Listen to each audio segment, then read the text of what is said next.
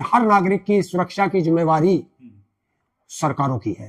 देहरादून में एक पूरा मीडिया और पूरा देख रहे होंगे, भारतीय जनता पार्टी के जो समर्थक लोग हैं वो बांग्लादेश में एक हिंदू की हत्या पे बवाल कर रहे हैं, लेकिन एक देहरादून में एक नॉर्थ इंडिया का एक स्टूडेंट था, उसको इसलिए मार दिया गया कि आप वो कि इंडियन नहीं है, वो चिल्लाता रहा कि मैं इंडियन हूँ, उसके बाद भी मार दिया गया। इस पर कैसे बात है? देखिए, जिस तरीके से हमारे देश में एक हिंदू मुस्लिम चल रहा है और एक ये चल रहा है, ये अधिकार किसने दिया कि जो मेरी नागरिकता साबित करेगा कि मैं हिंदुस्तानी हूं या बाहर देश का हूं? ये तो भारत सरकार तय करेगी। दोनों हिंदू थे। नहीं, मैं हिंदू और मुस्लिम की बात नहीं कर रहा, मैं हिंदुस्तानी हूं या दूसरे देश का हूं, ये नागरिकता की मेरी प्रमाणित कौन करेगा? भारत सरकार करेगी। लेकिन भारत सरकार के उसको छोड़ करके कुछ असामाजिक तत्व जो है इस तरह की छानबीन कर रहे हैं और सरकार चुप है। ये दुर्भाग्य की बात है। देखिए, बांग्लादेश में हिंदुओं पर अत्याचार हो रहा है, कौन जिम्मेदार है? भारत सरकार। भारत सरकार जिम्मेवार है। देखिए, मेरे देश के अंदर होगा तो मेरे देश के लोगों को प्रोटेस्ट करना चाहिए। मेरे देश में अगर हिंदू मुस्लिम होता है तो मेरे देश के लोगों को प्रोटेस्ट करना चाहिए कि हम सरकार की आंख खोलना चाहते हैं। अब हम यहाँ प्रोटेस्ट कर रहे हैं कि हिंदुओं को वहां पे हिंदुओं के साथ बदतमीजी हो रही है, उनकी हत्या हो रही है। भारत सरकार क्यों चुप है? देश का प्रधानमंत्री के मुंह से एक शब्द नहीं निकला। और क्यों निकलेगा? देश के प्रधानमंत्री का मित्र बांग्लादेश को बिजली बेच रहा है, उसकी बिजली बंद हो जाएगी तो देश को, अपने मित्र अडानी को फायदा पहुंचाने के लिए ये किया जा रहा है। दूसरी चीज है, हमारे उत्तर प्रदेश के मुख्यमंत्री हैं, वो कहते हैं कि मैं किसी भी घुसपैठिए को उत्तर प्रदेश में नहीं रहने दूंगा।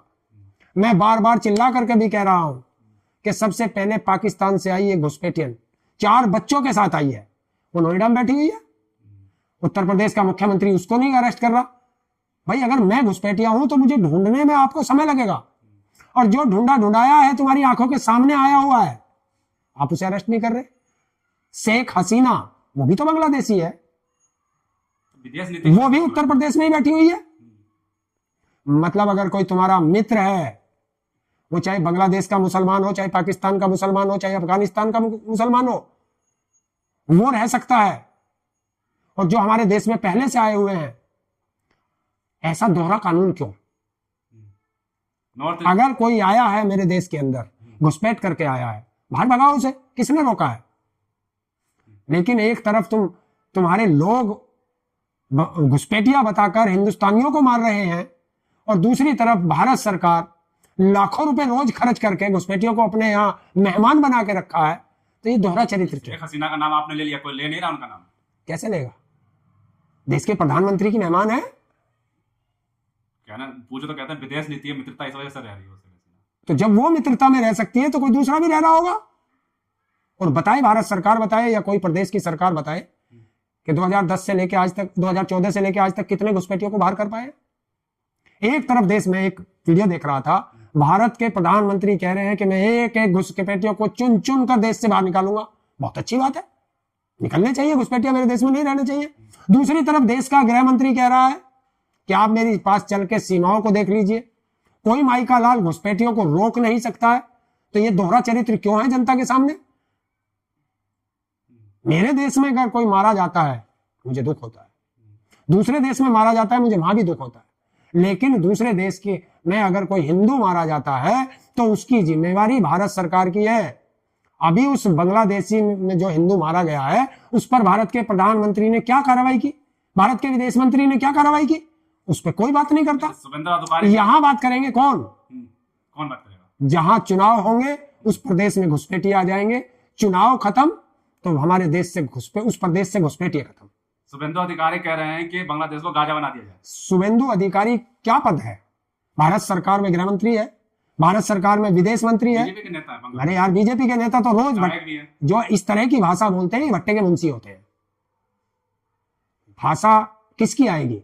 जिसके पास जिम्मेवारी हो। विदेशों में अगर हमारे हिंदुस्तान के नागरिकों पर भी अगर कोई अत्याचार होता है तो वहां की जिम्मेवारी विदेश मंत्री की होती है या भारत के प्रधानमंत्री की होती है। सुप्रिया सिन्नैत कह रही हैं कि विदेश नीति में फेल है भारतीय जनता पार्टी। अब बिल्कुल फेल है। भारत का प्रधानमंत्री क्यों नहीं बोला एक शब्द?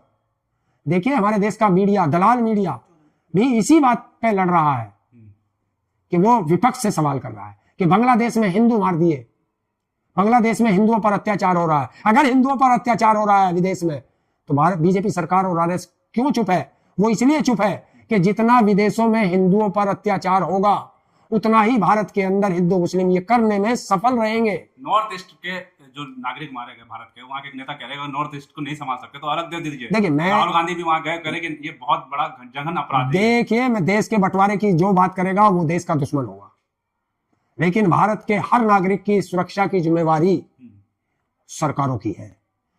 वो सरकार फेल है। भारत का प्रधानमंत्री अगर बांग्लादेश पर नहीं बोल पा रहा तो भारत का प्रधानमंत्री कमजोर प्रधानमंत्री है, कमजोर प्रधानमंत्री है। ठीक, लास्ट सवाल, राहुल गांधी जो देहरादून में जो छात्र की हत्या कर मार दिया गया, मतलब मारपीट की हत्या कर दी गई, उसको बता रहे हैं कि जघन्य अपराध है।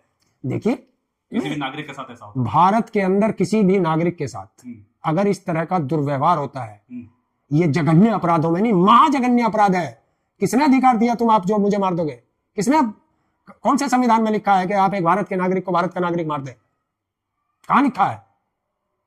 तो अगर इस तरह की हत्याएं होती है तो वहां की सरकारें जिम्मेवार है, उत्तराखंड की सरकार जिम्मेवार है। कहां गया इनका वो बुलडोजर जो उनके घरों पर नहीं चला? ये कौन सा मारने वाले हैं? पाकिस्तान से आए थे या बांग्लादेश से आए थे या अफगानिस्तान से आए थे? इनके अंदर इतनी नफरत भरी कैसे? कौन भर रहा है ये नफरत?